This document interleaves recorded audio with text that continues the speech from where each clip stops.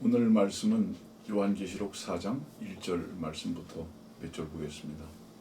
이 일 후에 내가 쳐다보니 보라 하늘에 한 문이 열려 있는데 내가 들은 첫 음성은 나팔 소리 같았으며 내게 말하여 이르기를 이리 올라오라 내가 이후에 마땅히 일어나야 할 일들을 네게 보여주리라 하더라.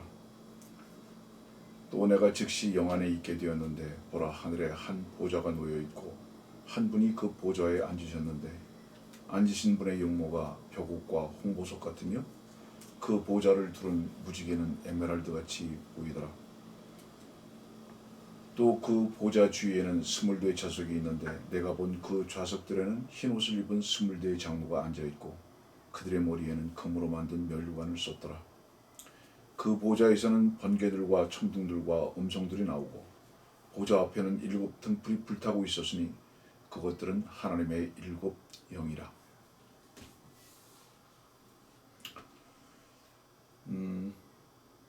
몇 주 동안 요한계시록을 강의하다가 한두 번 시간을 미뤘습니다. 그리고 오늘 다시 계시록 4장에 있는 말씀을 여러분들에게 전하게 됐습니다. 순서로 본다면 계시록 2장과 3장에 교회를 다뤘어야 함에도 불구하고 그 교회의 문제는 잠시 좀 지난 다음에 다루도록 하고 오늘 계시록 4장을 여러분들에게 먼저 다루게 됐습니다. 여기 이제 4장 1절을 이 일 후에라고 시작하십니다. 이 일이 무엇일까요? 이 일 후에 어떤 일이 있은 후 그 일이 무엇일까요? 이것이 계시록 2장과 3장에서 연이어서 펼쳐지고 있는 7 교회에 대한 일입니다. 그래서 여러분들은 성경을 공부를 하다 보면 에베소 교회부터 시작해서 라오디게아 교회까지 칭찬을 받았든 책망을 받았든 간에 모든 교회에 하나님께서는 성령께서 교회들에게 말씀하신다 이렇게 말씀하십니다. 그래서 성령께서 교회들에게 말씀하시는 그 말씀을 들을지어다라는 말씀이 2장과 3장에 걸쳐서 7번이 계속 제시됩니다. 그것은 7 교회에 각각 성령께서 말씀하셨다는 것을 말씀하시고 이것은 요한계시록 1장에 말씀하고 있는 20절에 네가 본 것은 나의 오른손 위에 7별과 7 금촛대의 신비라 7별은 7 교회의 천사들이요 네가 본 7 촛대는 7 교회라 이런 말씀들과 연이어서 연결되어지는 말씀일 뿐만 아니라 계시록 1장 4절에는 요한은 아시아에 있는 7 교회에 편지하노니 지금도 계시고 전에도 계셨고 앞으로 오실 분과 그의 보좌 앞에 있는 7 영과 이렇게 교회를 말씀하실 때 이 7 영을 말씀하십니다. 고로 계시록 2장과 3장에 걸쳐서 각 7개 교회의 성령께서 말씀하시는 것은 마땅한 것입니다. 그리고 난 다음에 이 교회라는 단어가 3장 22절에 성령께서 교회들에게 말씀하시는 것을 들을지어다라는 말씀으로 라오디게아인들의 교회로 마칩니다. 그래서 교회 시대가 종료되거든요. 어떤 사람들은 계시록 22장에 교회라는 단어가 등장하고 있기 때문에 계속 그 나중의 부분까지도 교회로 연결시켜서 해석하려고 그러는 오류들을 범합니다. 계시록 22장 16절에 보면 나 예수는 교회들에 관한 이런 일을 너희에게 증거하기 위하여 나의 천사를 보내었노라. 나는 다윗의 뿌리요 자손이며 또 빛나는 새벽별이라 하시니라. 여기서 말씀하고 있는 이 교회라는 단어는요. 계시록 3장에서 22절에 이 교회라는 단어가 맞춰지고 4장으로 넘어가면서 계시록 22장 16절까지는 교회라는 단어가 등장하지 않거든요. 근데 이 마지막 계시록 22장 16절에 교회라는 단어가 등장하는 이유는 총체적으로 이 요한계시록을 설명하고 있는 과거에 이런 일들을 다루었다라는, 다시 말하면 과거의 교회를 다루었다라는 그런 의미에서 이 교회라는 단어를 지칭해서 사용하고 있다는 것을 잊어버리지 마십시오. 다시 말하면 이 말씀을 드리는 이유는 계시록 4장부터는 교회가 등장하지 않는 것입니다. 이유가 무엇이냐? 이제 계시록 4장을 보면은 이 일 후에 어떤 일이 이 일 후에라는 이 일이 분기점인데요. 이 일 후에 교회와 성령은 자리를 옮깁니다. 어떻게 자리를 옮기느냐? 4장 5절의 말씀 보니까 그 보좌에서는, 그래서 이 보좌가 나오거든요. 그리고 여기 하나님의 7명이 나옵니다. 교회와 성령이 교회들에게 말씀하시는 이 교회 성령께서 셋째 하늘로 올라가신 겁니다. 다시 말하면 위치 이동이 된 거예요. 계시록 4장 1절 이후에는 각 지역교회의 성령께서 일하셨습니다. 그러다가 4장 1절 이후에는 교회와 성령 모두가 다 위치를 지상에서 셋째 하늘로 옮겨 놓은 것을 여러분들은 이 성경을 통해서 보게 될 것입니다. 자, 이렇게 이 정도로 설명하고요. 4장 1절의 말씀을 보면 하늘에 한 문이 열렸는데 그렇습니다. 하늘에 한 문이 열렸는데, 계시록에는요 하늘이 2번 열립니다. 이 지금 계시록 4장 1절에 하늘의 문이 한 번 열려 있고요. 그 다음에 이제 계시록 19장에 보면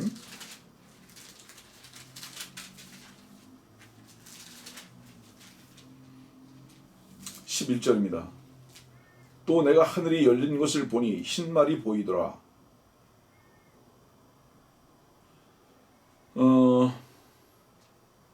계시록 4장 1절에 하늘의 문이 열리는 것은 지상에서 셋째 하늘 보좌로 올라가기 위해서 하늘 문이 열리고요.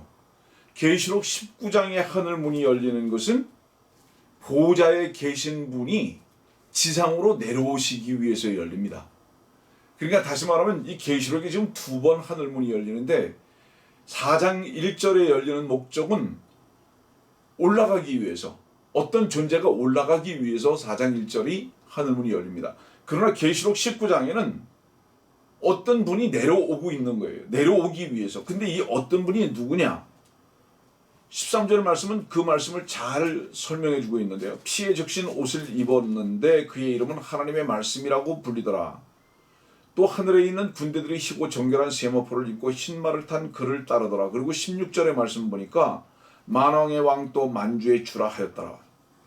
바로 이분이 내려오시는 겁니다. 만왕의 왕 또 만주의 주, 우리 주 예수 그리스도시죠. 그분께서 이제 내려오시는 거예요.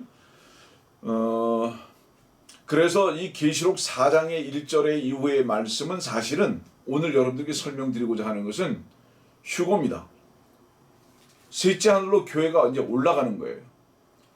근데 말씀 보니까 이 지금 나팔 소리 같았던 것이 들렸어요. 4장 1절 보니까 나팔 소리 같았다. 첫 음성이 들리는데 나팔 소리 같았다. 그러거든요. 이 나팔 소리는 데살로니가 4장의 말씀에 보면 한번 찾아봅시다. 데살로니가 전서 4장 15절부터 보겠습니다. 우리가 주의 말씀으로 너희에게 이것을 말하노니 주께서 오실 때까지 살아남아 있는 우리가 잠들어 있는 자들보다 결단코 앞서지 못하리라. 주께서 호령과 천사장의 음성과 하나님의 나팔 소리와 함께 하늘로부터 친히 내려오시리니 그러면 그리스도 안에서 죽은 자들이 먼저 일어나고 그리고 나서 살아남아 있는 우리도 공중에서 주와 만나기 위하여 그들과 함께 구름 속으로 끌려 올라가리니 그래야 우리가 영원히 주와 함께 있으리라. 그러므로 이러한 말로 서로 위로하라. 여기 지금 천사장의 음성과 하나님의 나팔 소리가 16절에 나오죠. 다시 말하면 이 지금 데살로니가 4장에 있는 이 16절의 음성과 하나님의 나팔 소리, 이것이 바로 지금 4장 1절의 첫 음성 나팔 소리, 바로 이 말씀과 일맥으로 연결된 것을 여러분들 아십시오. 다시 말하면 지금 계시록 4장 1절의 이 음성과 나팔 소리는 데살로니가 전서 4장에 있는 천사장의 음성과 하나님의 나팔 소리라는 것을 꼭 염두에 두시기 바랍니다. 그래서 데살로니가 전서 4장은 교회의 휴거를 말하고 있고 5장은 주님의 재림을 말씀하고 있다라고, 지상 재림을 말씀하고 있다고 여러분들에게 몇 차례 말씀을 드린 적이 있습니다. 그래서 여기 보니까 계시록 4장 1절 이후와 데살로니가 전서 4장 지금 15절 이후에는 끌려 올라가는 겁니다. 음성에 따라서 끌려 올라가는 거예요. 예. 주님께서 부르시는 거죠. 그런데 이때 부를 때예요. 이런 부분에 대해서 많은 사람들이 오해하거든요. 이 지상에서 어떻게 살았느냐가 휴거의 자격을 결정하지 않습니다. 단 하나의 자격만 요구하십니다. 나의 양이냐? 주 예수 그리스도의 생명의 피로 말미암아 구원받고 거듭났느냐? 예. 이 양의 국한에서만 자격이 있습니다. 아무리 비단뱀도 못 올라가죠. 공작새도 못 올라갑니다. 이를테면 그렇다는 얘기입니다. 인간의 어떤 노력도 끌려 올라갈 수 있는 자격이 없습니다. 하나님의 어린 양에 속한 양들 외에는 올라가지 못합니다. 그래서 이제 주님께서 왜 그러냐 하면 요한복음 10장의 말씀 보면 그렇게 말씀하셨잖아요. 요한복음 10장 한번 볼까요?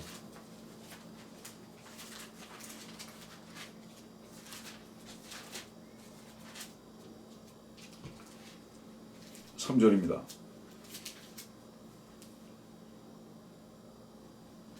문지기가 문을 열면 양들은 그의 음성을 듣나니 그러면 그는 자기 자신의 양들의 이름을 불러 이끌어내느니라. 어디서 이끌어내는 거죠? 이 땅에서 이끌어서 끌고 올라가는 겁니다. 문이 열려요. 예. 그럼 음성을 들어요. 바로 이 음성은 계시록 4장 1절의 음성과 데살로니가 전서 4장의 음성인 것을 잊어버리지 마십시오. 이 음성이 누구죠? 예, 주님의 음성입니다. 천사장의 음성입니다. 그리고 나팔 소리예요. 이렇게 올라갑니다. 그래서 4절 보니까 10장 4절 그가 자기 양들을 이끌어낸 후 이 휴거를 말하는 겁니다. 예? 9절 말씀도 보세요. 10장 9절 요한복음 10장 9절 나는 그 문이라. 나는 그 문이라. 예. 주께서 이끌어 올리시는 바로 그 문이십니다. 그분. 예.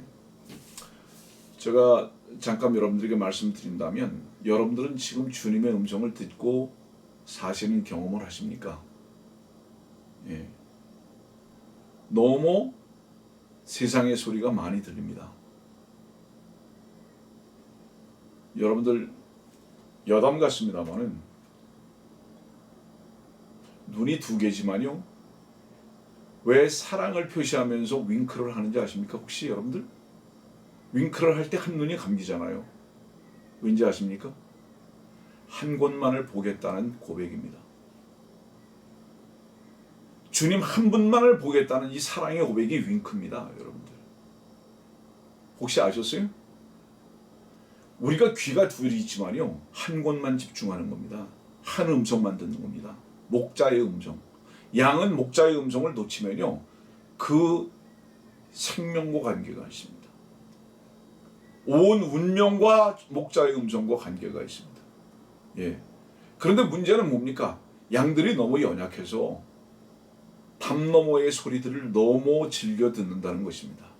그러다 보니까 목자의 음성이 언제 들었는지 구분이 안 될 만큼 너무 오랜 시간 익숙하지 않은 음성이 되어버리고 말았던 것입니다. 말씀을 들으시는 여러분들은 어떠십니까? 자, 그래서 다시 계시록 4장으로 가보니까요. 2절 말씀 보니까 또 내가 즉시 영 안에 있게 되었는데 보라 하늘에 한 보좌가 놓여있고 한 분이 그 보좌에 앉으셨는데 즉시 영 안에 있게 되었는데 이 말씀은 혹시 오해하면 안 됩니다. 거듭난 성도들이 그리스도 안에 있는 바로 이걸 말하는 게 아닙니다. 이 즉시 영 안에 있게 되었다는 이것은 어떤 몸의 형태나 구조가 설명할 수 없는 기적적인 방법으로 변형돼서 세 번째 하늘에서 현재 하나님의 보좌 앞에서 하나님과 대면하고 있는 것을 말하는 거예요. 예. 그리스도 안에 들어간 바로 이것을 말하는 것이 아니라 이 몸이 오늘의 이 계시록 4장 1절에 있는 말씀에 근거한다면 요한이 사도 요한이 그 몸이 갑자기 셋째 하늘로 끌려 올라가서 그 보좌 앞에 있는 것을 말하는 것이지 그리스도의 영 안에 있는 것을 말하는 게 아닙니다. 그랬을 때 설명할 수 없는 그 몸의 형태나 구조가 변화되지 않으면 셋째 하늘 보좌에 올라갈 수 없으니까요. 예? 이런 기적적인 변형을 의미하는 것인 것을 여러분들 염두에 두시기 바랍니다. 어떻게 이것이 가능할까요? 예. 자주 말씀을 드리지만 군뱅이가 매미가 되거나 나비가 되는 것은 한순간입니다. 오랜 시간이 필요하지 않습니다. 자, 우리 고린도전서 15장에 있는 말씀 보겠습니다. 고린도전서 15장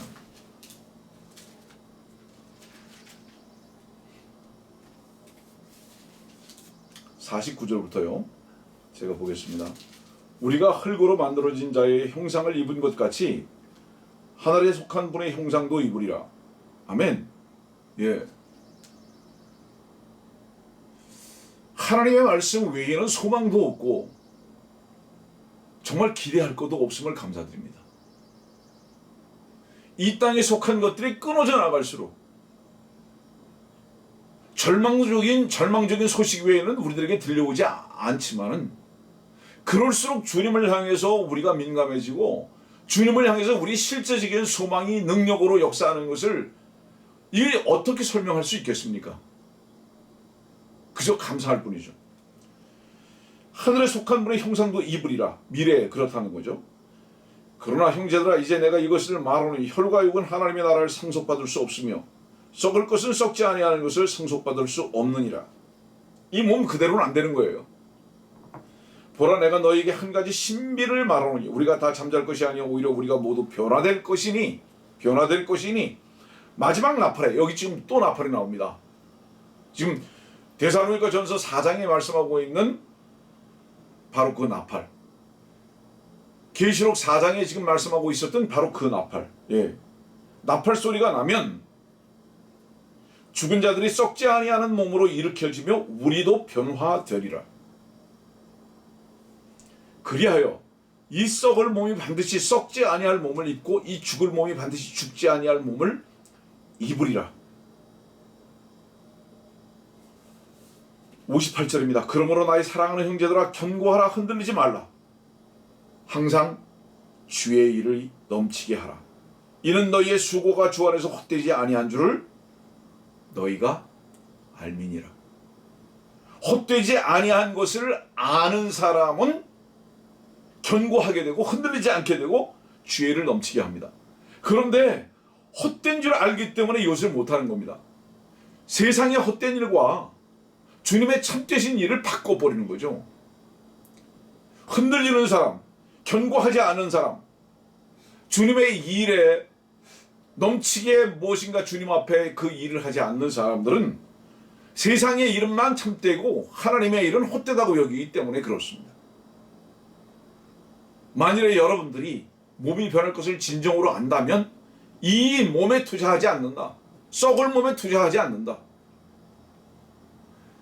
이 썩을 몸을 두고 살아가는 이 세상에 결코 의미를 두고 살지 아니한다. 우리는 너무 연약합니다. 그래서 주님의 도움이 필요합니다.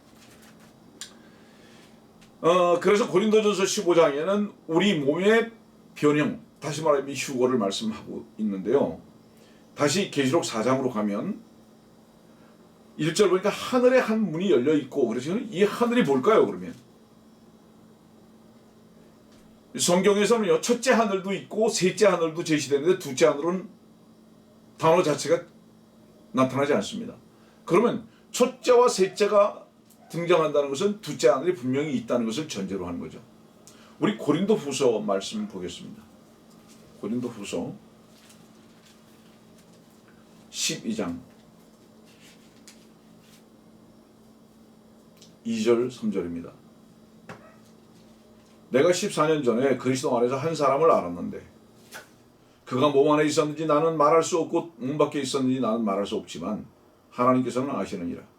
그 사람이 셋째 하늘로 끌려 올라갔느니라. 내가 이런 사람을 아노라. 그가 몸 안에 있었는지 몸 밖에 있었는지 나는 말할 수 없지만 하나님께서는 아시느니라. 그가 나으로 끌어 올라가서 말로 다 설명할 수 없는 말을 들었는데 그것은 사람들에게 말하도록 허락되지 않은 것이로다. 사도 바울은 자기 자신에 대해서 말을 하고 있거든요. 그런데 그것을 자신이라고 말하지 않습니다. 왜 그럴까요?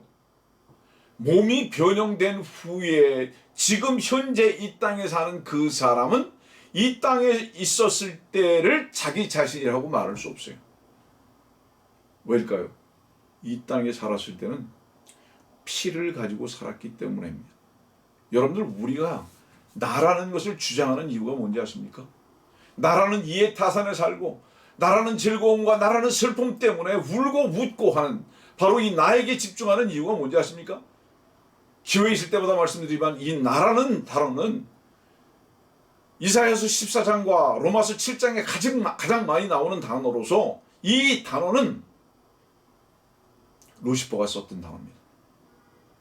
가장 즐겨 썼던 바로 이 단어. 여러분들, 피가 지날수록 자기 자신에게 민감하고 나라는 바로 이 중심 속에 살아가게 됩니다. 그러나 오늘 고린도후서 12장의 사도 바울은 자기 자신을 말하면서도 왜 나라는 단어를 쓰지 않는지 아십니까? 자기 자신이라고 이것을 표현하지 않는지 아십니까, 여러분들? 셋째 하늘에 끌려 올라갔을 때 이로 말할 수 없는 신비, 설명할 수 없는 말들을 들었는데 이걸 내가 말할 수 없다 이 말이 지금. 예. 이것도 설명할 수 없는 신비일 뿐만 아니라 말을 하도록 허락되지 않은 거기 때문에 내가 말할 수 없다.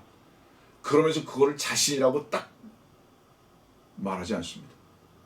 더 이상 그는 셋째 하늘에 나보내 올라갔을 때 그 피하고는 상관없는 전혀 변화된 몸으로 나보내 올라갔었던 것이 확실하기 때문입니다.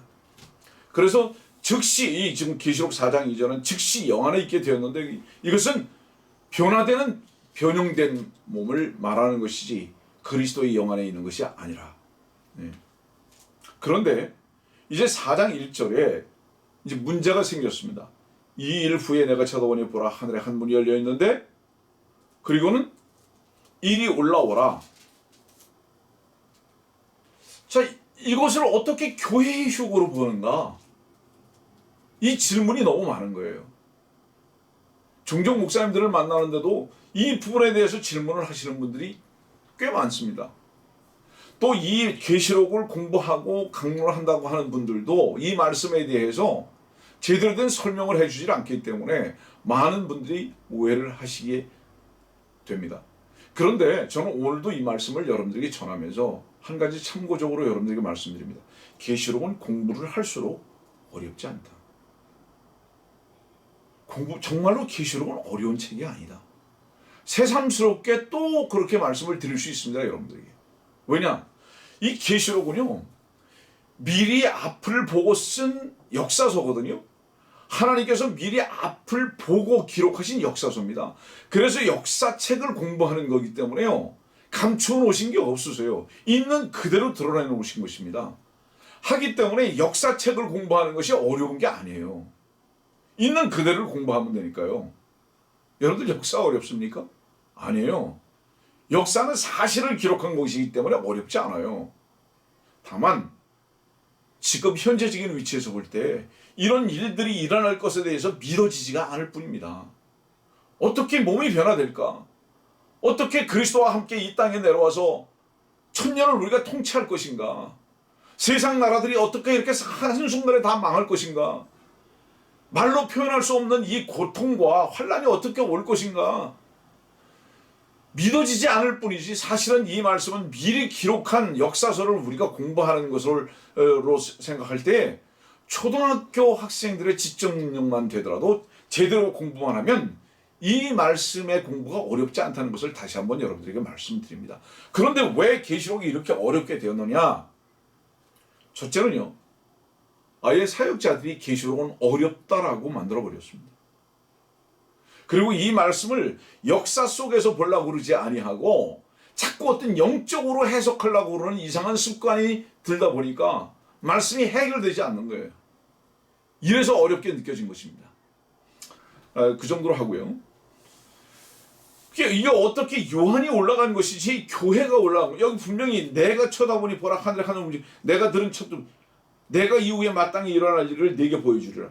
누굽니까 이게 지금? 분명히 사도 요한이잖아요. 근데 이 사도 요한을 어떻게 교회의 휴거로 이것을 해석할 수 있겠는가 이 말입니다. 자, 우선 끝까지 잘 들으시길 바랍니다. 우리 창세기 2장을 한번 보실까요? 이 부분에 대해서 아직 해결이 안 되신 분들도 자세히 들으시면서 여러분들이 마음을 여신다면 오늘 충분히 여러분들은 계시록 4장에 있는 말씀을 이해할 뿐만 아니라 받아들이시게 되리라고 저는 믿습니다. 창세기 2장 21절부터 보면 주 하나님께서 아담을 깊은 잠에 빠지게 하시니 그가 잠드니라. 하나님께서 그의 갈비뼈 중에서 하나를 취하시고 살로 대신 거기를 채우시더라. 주 하나님께서 남자에게서 취했던 갈비뼈로 여자를 지으셔서 그녀를 그 남자에게로 데려오시니 아담이 말하기를 이는 이제 내 뼈들 중에 뼈요 내 살 중에 살이니 그녀를 여자라 부르리라. 이는 그녀가 남자에게서 취해졌음이라 하니라. 그러므로 남자가 자기 아버지와 자기 어머니를 떠나서 자기 아내와 결합하리니 그들이 한 몸이 될 것이니라. 남자와 그의 아내가 둘 다 벌거벗었으나 부끄러워 아니하더라. 여러분들 이 말씀은 조금이라도 공부를 해보신 분들은 에베소서 5장에 있는 말씀으로 정확하게 연결되는 것을 아실 겁니다. 자, 지금 창세기 2장 21절부터 여러분들에게 읽어드린 이 말씀을 기억하시면서 우리 에베소서 5장의 말씀으로 한번 가봅시다. 에베소서 5장에 에베소는 교회에 대해서 말씀하고 계신 거죠. 에베소서 5장입니다.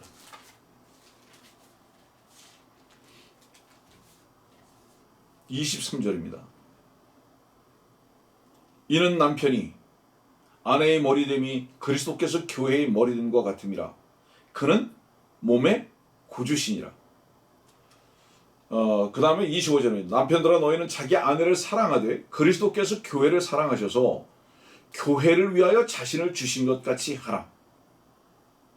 자, 여러분들 교회가 어떻게 형성됐죠? 예수 그리스도의 죽으심과 그의 피로 형성됐습니다. 그의 가슴이 창으로 찔리지 않았으면 그 보혈이 여러분들을 하나님의 아들들이 되는 권세를 얻게 했거나 죄가 제거되지는 않았습니다.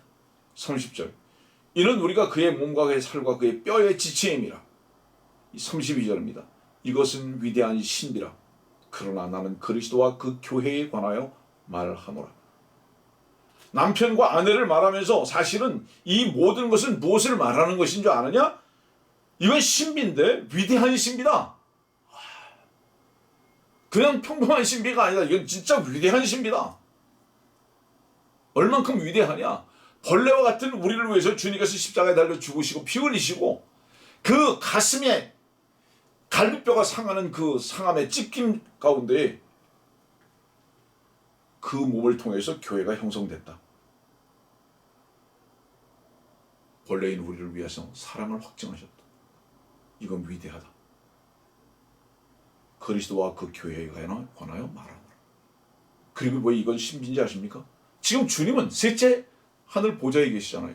교회는 지금 현재 지상에 있잖아요. 그런데 어떻게 한 몸입니까? 어떻게 머리와 몸이 될 수 있습니까? 여러분들이요.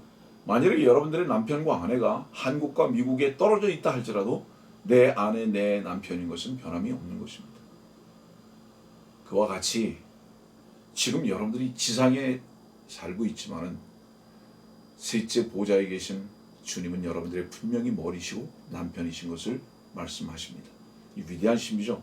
그래서 창세기 2장 21절부터 있는 이 말씀은 에베소서 5장이 그대로 옮겨온 말씀인 것을 조금만 여러분들이 관찰하면 금방 아실 것입니다. 자, 30절, 32절 다시 한번 읽습니다. 이는 우리가 그의 몸과 그의 살과 그의 뼈의 지체임이라. 여기 지금 보니까 몸과 그의 살과 그의 뼈의 지체. 요 말씀을 잠깐 여러분들에게 소개합니다. 피가 안 나와요. 몸과 살과 뼈입니다. 성경에서요, 육이나 육체를 말할 때는 피를 포함한 것을 말하지만 몸과 살과 뼈를 말할 때는 피가 전혀 없는 것을 말합니다. 그래서 지금 창세기 2장 23절에는요. 아담이 말하기를 이는 이제 내 뼈들 중에 뼈요 내 살 중에 살이니 그랬습니다. 그리고 이 여자로 불렀어요. 그리고 한 몸이 될 것이다. 여러분들 죄가 뭔지 아세요? 육신의 피가 죄입니다. 이 피가 어디서 왔을까요? 이 말씀을 지금 설명할 수 있는 시간이 없기 때문에 넘어가겠지만 여러분들 뭐니 뭐니 해도 가족이죠. 어디서는요? 이 땅에서는. 그렇습니다. 숨김없이 말할 수 있고, 비록 참된 사랑은 아니지만 언제나 사랑도 나눌 수 있죠. 그러나 이 땅에서의 관계는 주께서 부르실 날까지입니다. 뿐만 아니라 믿음 안에서는 이 땅에서의 관계가 언제까지인지 아십니까? 우리 요한복음 19장 봅시다.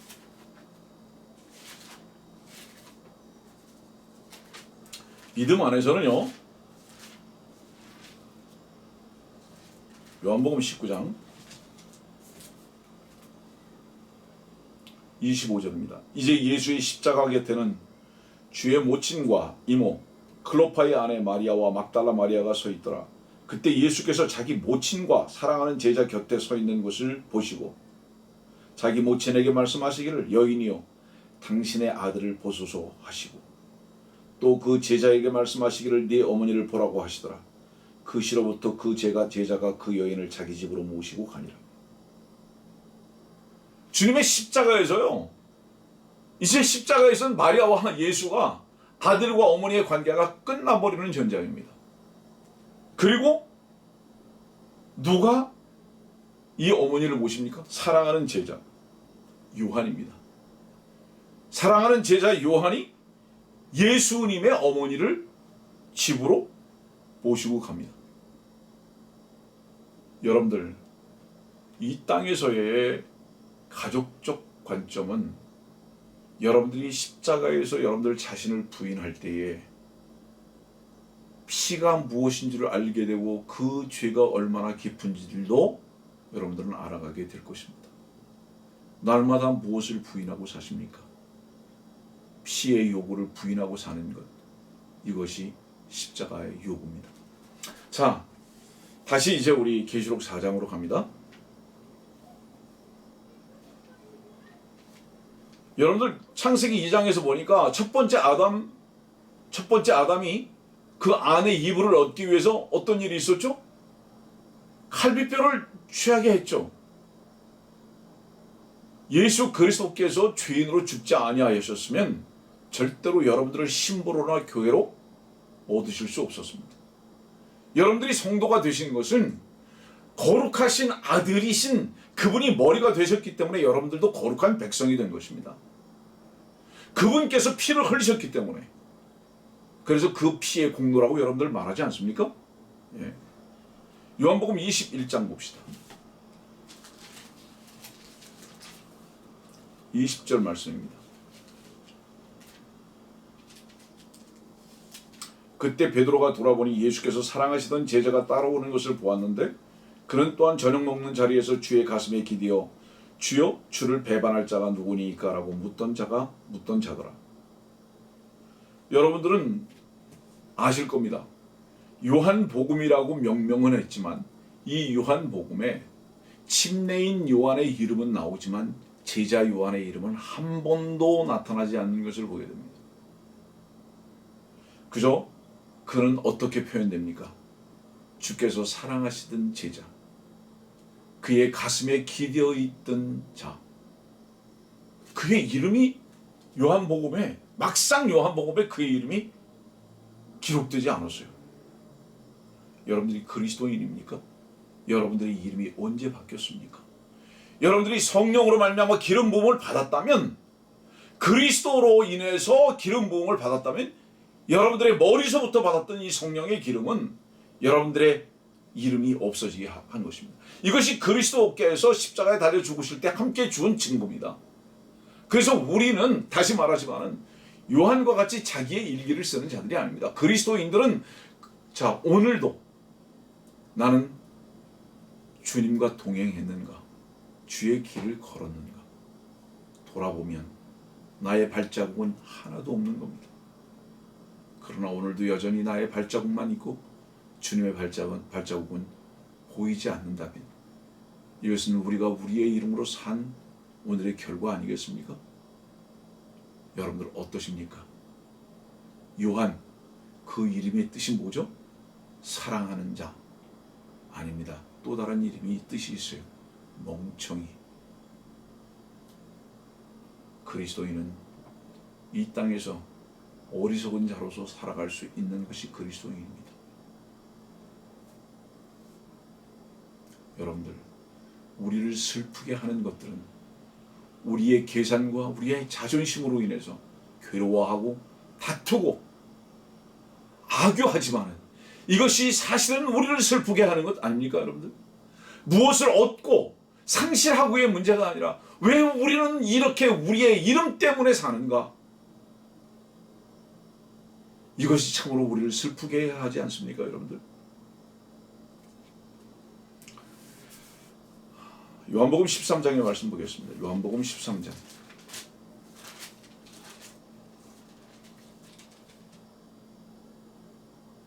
23절입니다. 그때 주의 제자 가운데 한 사람 곧 예수께서 사랑하시던 자가 예수의 품에 기대어 있더라. 이 누구냐 이 말이에요. 25절. 그러자 그가 예수의 가슴에 의지한 채 주께 말씀드리기를 주여 그가 누구니까? 라고 하니. 여러분들 이게 지금 요한복음 13장은요 6월절 전에 예수께서 이 세상을 떠나 아버지께로 가야 할 자기 때가 된 것을 아시고 마지막 만찬이라고 표현되고 있는 겁니다. 바로 이 마지막 만찬에서 요한이 예수님의 가슴에 기대어 있습니다. 이것이 의미하는 바가 무엇일까요? 유대인들의 식사 습관은 반은 누워서 하는 겁니다. 그러나 요한이 그 머리를 주님의 가슴에 기대어서 반 누워 있다는 것은 나는 당신의 가슴에 기대어서만 먹고 마실 수 있습니다. 당신만이 진정으로 나에게 모든 것을 공급하실 수 있는 분이시며 당신에게만이 나는 모든 것을 맡길 수 있는 분이시며 나라는 이름은 없으며 당신이 나를 사랑하지 않으셨다면 난 존재할 수 없는 사람입니다. 바로 그래서 요한복음 3장 16절을 기록한 것입니다. 요한이. 요한복음 3장 16절. 위대한 가장 성경에서의 중요한 구절. 하나님께서 세상을 이처럼 사랑하셔서 그의 독생자를 주셨으니 이는 그를 믿는 사람은 누구든지 멸망하지 않고 영생을 얻게 하려 하심이니라. 여러분들이요. 여러분들의 영생이 어디서 흘러나오는지 아십니까? 주님의 사랑입니다. 그 가슴에서 흘러져 나온 거예요. 지금 여러분들이 주님의 가슴에 기대어서 여러분들 자신을 의탁한다면, 믿는다면 지금 오늘 이 순간 주께서 여러분들을 사랑하신 그 사랑을 알게 될 것입니다. 가슴에 기대어져 있는 요한, 이 요한은 위대한 이 말씀을 기록한 것입니다. 그래서 지금 요한복음 13장에서는 마지막 주의 만찬 때 요한이 주님의 가슴에 기대어 있는 겁니다. 무엇 때문에? 바로 이 가슴이 나의 생명입니다. 사랑입니다. 나는 이 가슴에 기대어서 살 수밖에 없는 존재입니다. 나는 무력합니다. 나는 멍청입니다. 이것을 고백하는 위대한 순간이었다고 저는 여러분들에게 말씀을 드리는 것입니다. 다시 요한복음 21절의 말씀 보니까 22절과 23절입니다. 예수께서 그에게 말씀하시기를 이건 베드로입니다. 내가 올 때까지 그를 머물게 하고자 한들 그것이 너와 무슨 상관이냐. 23절입니다. 그리하여 이 말이 형제들에게 퍼지니 그 죄자가 죽지 아니하라는 것이더라. 그러나 예수께서는 그가 죽지 않을 것이라고 말한 것이 아니라 내가 올 때까지 그를 머물게 하고자 한들 그것이 너와 무슨 상관이냐고 한 것이더라. 요한에 대해서 말씀하고 있습니다. 죽지 않는다는 것이 아니라 내가 올 때까지 그를 머물게 한들 너와 무슨 상관이냐. 베드로 너하고 무슨 상관이냐. 요한은 사랑받는 제자였습니다. 다시 계시록 4장으로 가면은요. 이렇게 말씀하잖아요. 이리 올라오라고. 몸과 가슴이 어떻게 분리될 수 있습니까? 예? 여러분들 사람 인자를 종종 말씀드리지만 위에서부터 내려와서 가슴에 버티고 있는 바로 이것. 여인 아닙니까? 교회 아닙니까? 정확히 위에서부터 내려온 회개 가슴의 부위에 기대어 있습니다. 이것이 한 사람의 완성입니다. 몸이 없는 머리도 있을 수 없으며 머리 없는 몸 또한 있을 수 없음을 한자 가운데서도 우리는 볼 수 있습니다. 자, 참고로 여러분들 성경에서요, 이리 올라오라는 표현은 3번이 있습니다. 우선 계시록 4장 1절에 이리 올라오라고 말씀하셨고요. 그 다음에 계시록 11장 봅시다. 11장 12절입니다. 그들이 하늘로부터 나는 큰 음성을 들었는데 그들에게 말하기를 이리 올라오라 하므로 올라옵니다. 그래서 올라가니 계시록 4장과 11장에 올라오라는 말이 있고요. 그 다음에 잠언 25장이 있습니다. 잠언 25장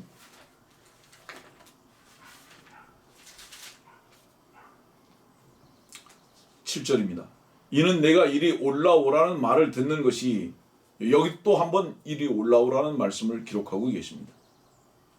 왜 이리 올라오라는 말씀을 3번 기록하고 계실까요? 시간이 좀 많이 지나가서 간단하게 말씀드립니다. 첫 번째 올라가는 것은요, 지금 계시록 4장 1절에는 교회의 휴거를 말합니다. 그 다음에 계시록 11장 12절에 올라오라는 것은 환난 성도의 휴거를 말하고 있고요. 이것은 이미 교회는 휴거되고 난 후에 후 3년 반 동안에 있을 바로 이 환난 성도의 휴거입니다. 3번째는요, 사실은 주님께서 십자가에 달려 죽으시고 부활하시고 하늘로 올라가실 때의 바로 그때를 말하는 것입니다. 그래서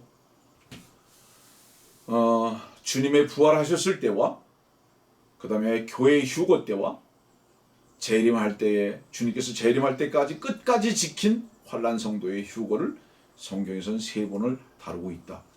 이것이 유대인의 세 절기로 표현되고 있는데, 이 유대인의 세 절기로 표현되고 있는 신명기 16장에는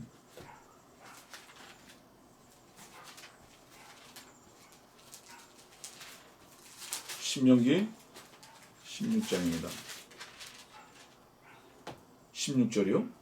너희 중 모든 남자는 주 너희 하나님 앞에 1년에 3번씩 즉 무교절과 칠칠절과 장목절에 그분께서 선정하실 곳에 나오되 그들은 빈손으로 주께 나오지 말지니라. 어디로 가죠? 성전으로 갑니다. 여러분들, 새 예루살렘 성전은 주의 보좌에 계십니다. 여기로 나오는 거예요. 이게 지금 신명기 16장에 있는 이 말씀 3번에 걸쳐서 나오는 것을 말하는 것으로 여러분들 기억하시기를 바랍니다. 자, 본문 다시 돌아갑니다. 계시록 4장 2절. 또 내가 즉시 영안에 있게 되었는데 보라, 하늘에 한 보좌가 놓여 있고 한 분이 그 보좌에 앉으셨는데, 그래서 이제 4절 말씀 보니까 24장로까지 쭉 설명을 하고 있습니다. 고린도후서 12장에는요, 사도 바울에게는 설명할 수 없는 것, 허락되지 않은 바로 이것이 사도 요한에게는 허락돼서 기록되고 있습니다. 이 말씀에 대해서 여러분들에게 지금 다 설명할 수 있는 시간이 없기 때문에 다음에 미루겠지만은 4절 말씀 같은 경우는 24장로가 나옵니다. 다음 기회에 이 말씀을 여러분들에게 전달해 드리도록 하겠습니다.